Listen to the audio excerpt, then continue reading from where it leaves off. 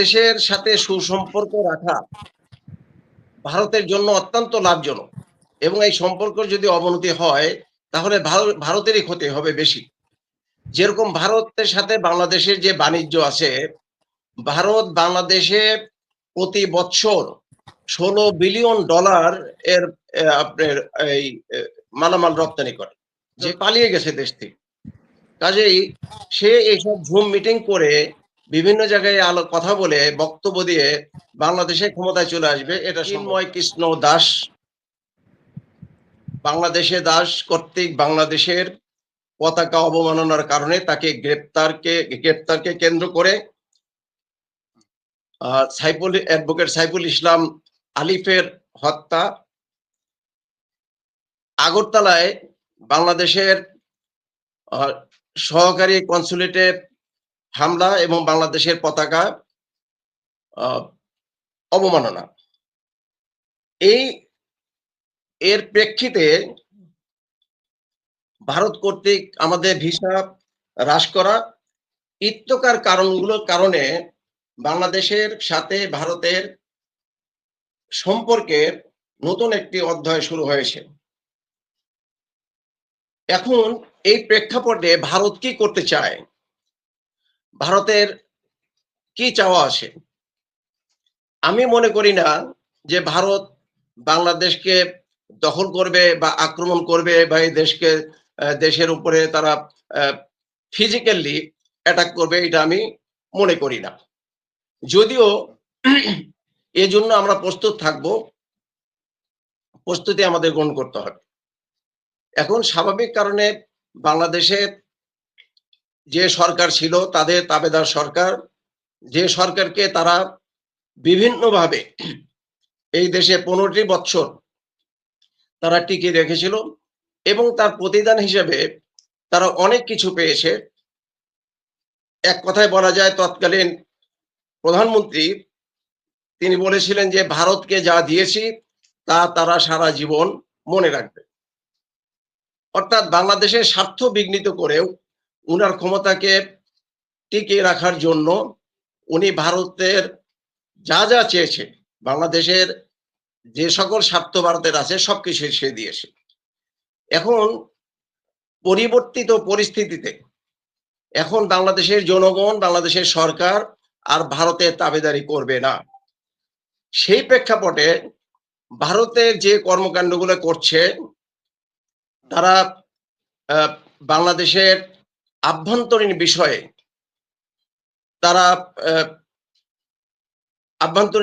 তারা বিভিন্ন ধরনের মতামত প্রকাশ করছে এবং ভারতের বিভিন্ন গণমাধ্যমে বাংলাদেশের সংখ্যালঘুদের সম্পর্কে মিথ্যা প্রচার প্রচারণা চালাচ্ছে। এই প্রেক্ষিতে বাংলাদেশের যেটা কাজ হবে সেটা হলো খুবই শক্তভাবে এটার প্রতিবাদ করা।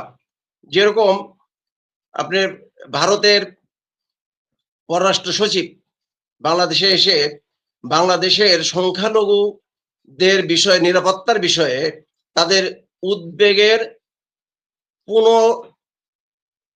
উত্থাপন করেছে। অর্থাৎ এই উদ্বেগ আগেও প্রকাশ করেছিল, পুনরায় আবার প্রকাশ করেছে। এটা আমাদের 14 জেনারেল এলম আলম স্যার বলেছেন যে এটা খুবই স্ট্রংলি প্রতিবাদ করা উচিত ছিল যে বাংলাদেশের অভ্যন্তরের ব্যাপারে তাদের কোনো অবস্থাতেই কোনো নাক গলানোর সুযোগ নাই বা দেওয়া উচিত নয়। এখন বর্তমান গ্লোবালাইজেশনের যুগে একটা রাষ্ট্র আর একটা রাষ্ট্রকে দখল করে নিবে না, নেবার দরকারও হয় না।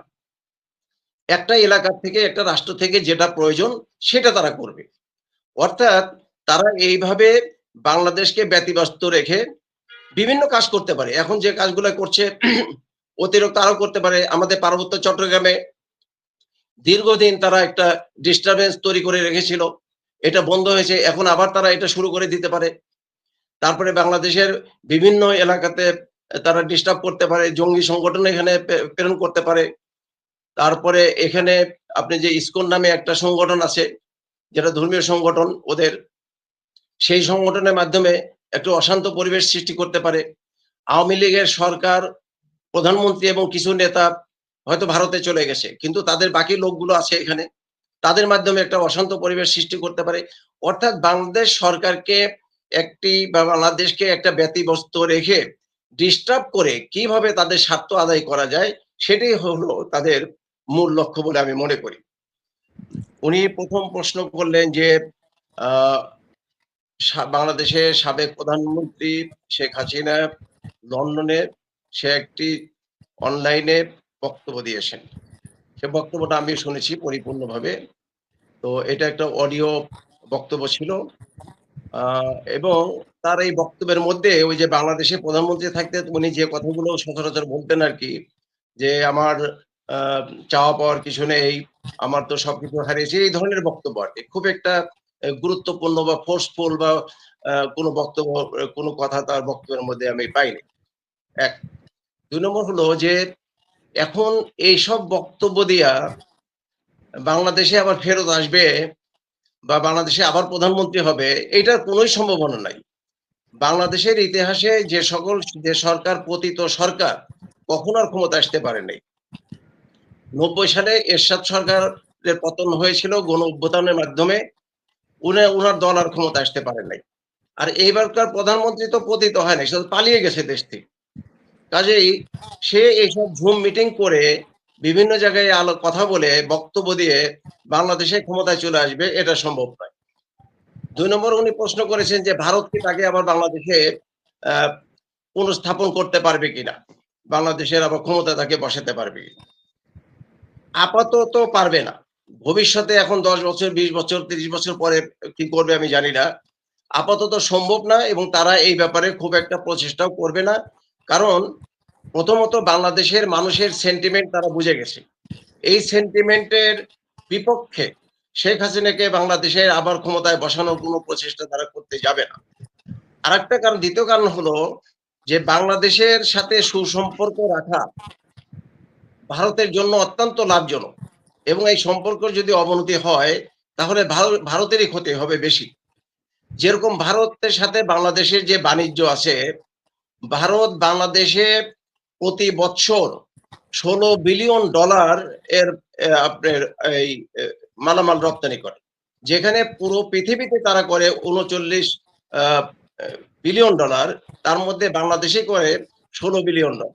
এরপরে বাংলাদেশ থেকে যে মানুষ যে ভারতে যায় চিকিৎসা করার জন্য প্রতি বছর ৫০০ মিলিয়ন ডলার হলো এই চিকিৎসা আমার বাংলাদেশের মানুষ গিয়ে সেখানে খরচ করে।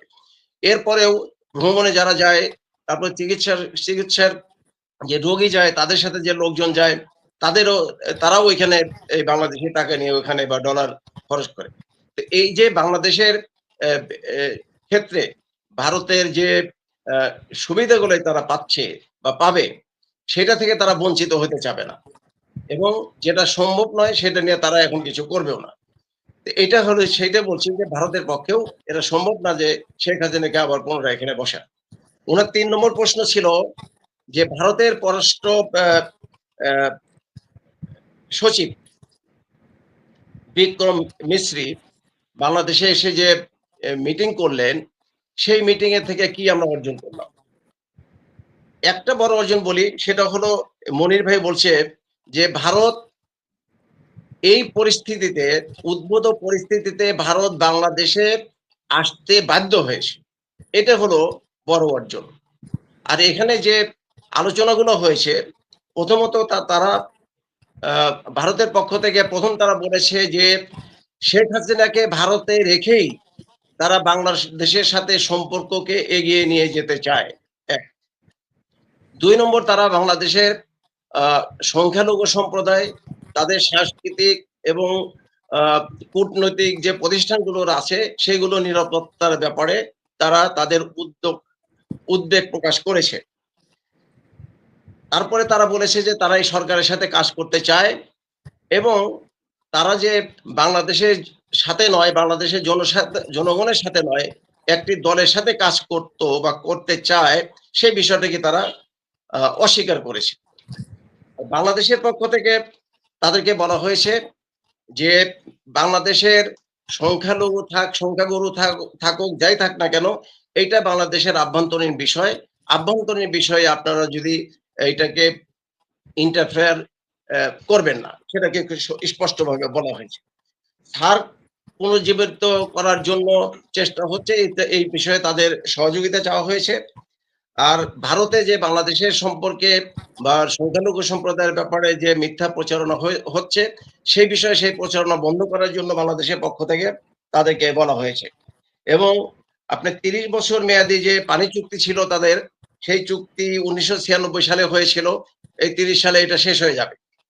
তো সেই ব্যাপারে সেই চুক্তিটা পুনরায় করার ব্যাপারে আলাপ আলোচনা হয়েছে এবং তিস্তা চুক্তি স্বাক্ষরের ব্যাপারে কথাবার্তা হয়েছে।